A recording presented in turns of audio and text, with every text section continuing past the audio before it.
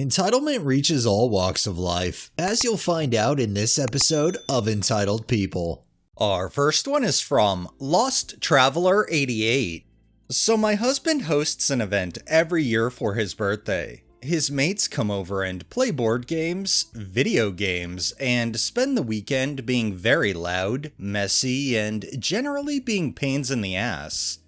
For years, these boys, I will not call them men, have treated my husband's home as a flat house, leaving rubbish everywhere, not cleaning up after themselves, not closing doors, and if they do, not quietly. These boys are all highly qualified. All of them have one or more degrees and yet have no common sense and no respect for others. Last year, some of them left some food out that was toxic to dogs and my dogs got to it. It wasn't even brought into the house. It was left outside where the dogs are. 6 a.m. phone call to my vet was not what I needed to be doing on my weekend off.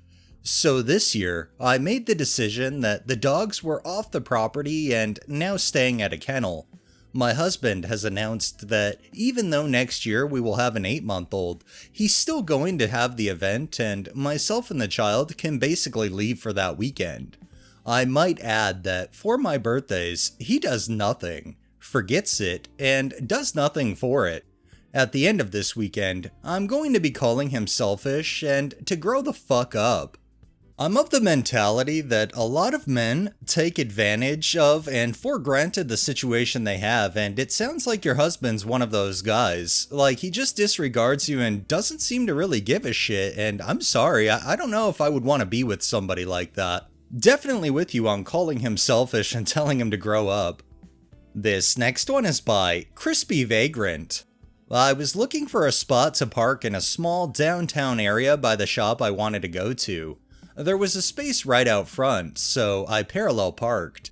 Well, the guy in the massive pickup truck behind me immediately honked at me. I was busy grabbing coins for the meter and I couldn't initially tell it was directed at me. He then dramatically spent a full minute trying to pull out of the spot, backing up, turning his wheels over and over. He finally got out and pulled up alongside me. He rolled his window down, but because his car was twice the height of mine, I couldn't even see him, and yelled, "Park right next time!" Then peeled off, for about 100 feet, where he had to abruptly stop at an intersection. I got out of my car and double-checked to confirm I was easily within the designated boundaries of my parking space. Maybe don't park your massive truck in a small space if you don't know how to handle it. You know, I've held this in, but I feel like I need to say it. If you have a big truck just to have a big truck, it serves no purpose. You don't take it into the mountains. You don't go 4x4ing with it. You just have it to have it. You got little nuts. And if you're a woman that owns a truck like that, Jesus, what are you compensating for? I love how this guy made a jackass of himself and still got stopped at the intersection. This next one is from Rin the Wolf 01. So I'm at a small gas station filling up my car and I go to the register to grab a drink. There's a guy who looks like he's in his 40s, but apparently is a lot older. When the cashier asked to see his ID for the smokes he was buying, he decided to go on a rant about how he was 55 years old and shouldn't have to show it. The cashier said she needs to see everyone's ID, but he just keeps ranting. After a while, the guy just gives up and starts walking away. When he sees me, he says, "Can you believe this crap?" I replied that she wasn't willing to break the rules and risk her job. Yes, I can. He goes red in the face and grumbles, "Your whole generation has no idea what respect is." And in one of the few clever moments of my life, my instant reply was, "That's because we never saw your generation show any. We're just following your example." He looked like someone slapped him, kind of dazed and confused. Then he just walked away and drove off. Not a long or overly interesting story, but it was one of the few times I had a clever retort ready on the spot, so I wanted to share.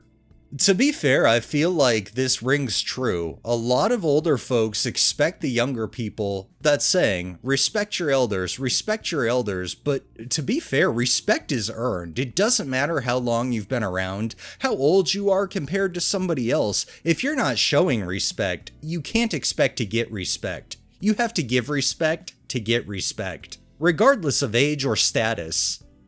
This next one is from Billiam201. As Karen's stories go, this isn't exactly a barn burner, but here goes. Since tickets for Oppenheimer were incredibly hard to get in my area for some reason, I ended up having to see this movie by myself at 9:30 p.m. on Saturday night. Not incredibly convenient for me, but I really wanted to see it, and at least at that hour, there won't be too many kids. So I show up, grab some Skittles and a soda, and go sit down. A few minutes into the previews, Karen shows up, walks to what is apparently her seat, decides that she doesn't like that one, and walks back to my aisle and starts bitching at the person sitting about 3 seats to my left that she should have that seat. This is one of those theaters with the snazzy reclining seats and enough room that people don't have to stand up to let you through.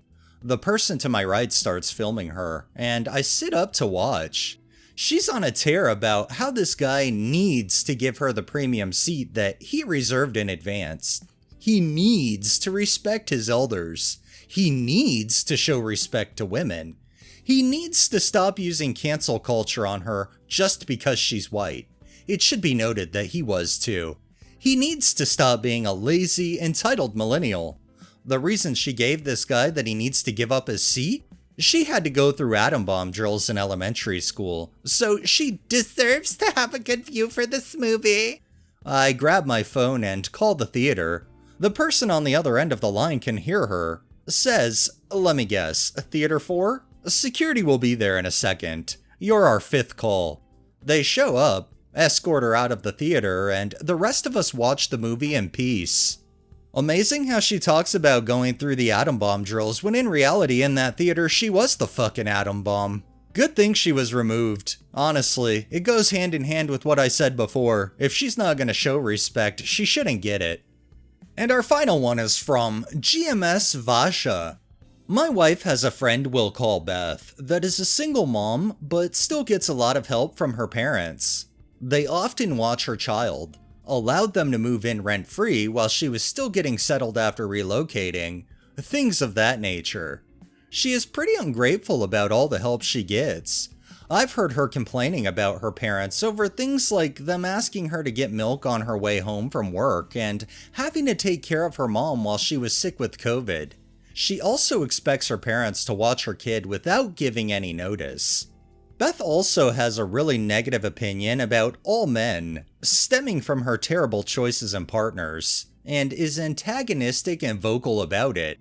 She loves to pick fights with the dads in the friend group about how men don't contribute domestically, and they're all oppressive scum. Dads in the friend group are very involved with their children and are very good domestic partners that put in their fair share. I am my daughter's primary caretaker and do the vast majority of the domestic responsibilities around our home. My wife is the breadwinner. My wife is very happy with my parenting and our division of labor in our home. I also make sure my wife gets leisure time, free of our daughter whenever she wants it. This has done little to dissuade Beth from making disparaging comments. We all recently went to an event at a park. This event wasn't really my thing, but I went along with it to keep our daughter occupied. This way, my wife could relax and enjoy catching up with her friends without having to chase around our high-energy preschooler. Beth commented that it's nice my wife has a babysitter, as if me spending time with my daughter is babysitting and not parenting. Beth and my wife have plans coming up to go to a crafting workshop. While discussing their plans for the day, Beth asked my wife if I'd babysit her kids since I'd be staying home with my daughter. She did not offer to pay, so my wife shot her down. Beth said she probably has to cancel if I won't watch her kid. My wife said that's too bad and she'll go alone. Beth has had several months to arrange childcare for their plans, but likely told her parents yesterday and found out they couldn't. Having enough money to hire a babysitter isn't the issue either. Beth is successful in her field and very comfortable financially. If Beth had ever offered to watch our daughter or wasn't completely toxic towards me because I have a penis, I'd have no problem helping her out. Her entitled attitude about me babysitting for free is what gets me the most. I'd never ask someone to babysit my kid without offering to pay. Edit for info. I wanted to give more info to address the repeat questions. My wife is still friends with Beth because she is the most reliably there for her friend. Beth nearly always makes time and space for my wife when she's in need of someone outside of us. Additionally, they've been friends since they were children. Beth wasn't always this toxic, but has always been someone to stir the pot. Beth and I aren't friends. I very occasionally put up with her for my wife's sake. I ignore Beth and internally roll my eyes at her bombastic statements. I learned early on not to engage with her rhetoric. She's just trying to bait me into arguing with her. My wife does shut Beth down or corrects her when she's being toxic. My wife and I agree misandrist comments won't fly around our daughter. I usually give Beth very little thought. I was just so stunned by the audacity of her entitlement that I had to post it.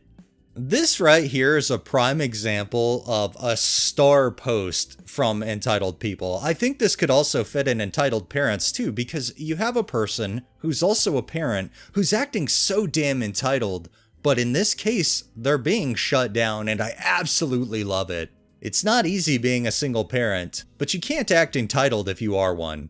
Alright, that's enough entitlement for the day. Well, that wraps up this episode of Entitled People. If you liked the video, please drop a like, share my content on all of your social media, subscribe if you haven't already, and make sure to hit that bell so you're notified every time I upload, and drop a comment down below.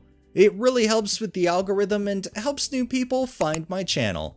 Thanks for watching, thanks to my patrons, have a great day and stay safe out there.